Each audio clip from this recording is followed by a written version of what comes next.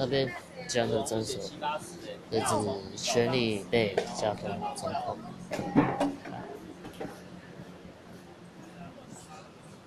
之前2月5号那个新闻，我来嘲讽一下，哈哈，泛蓝政治人物，结果被告，笑死！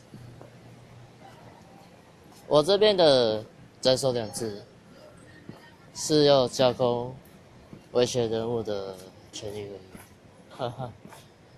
这个人丁丁哦，这边魔鬼啊！丁守中好好笑哦，那选前好容易编一个口误，结果，哈哈，他死掉了，然后最高票还输给柯文哲，好好笑。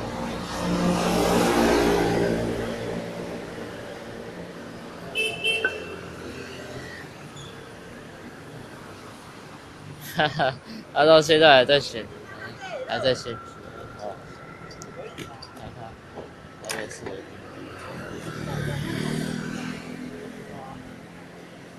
对不起，啊，还有柯文哲最后点是什么？啊，不知道。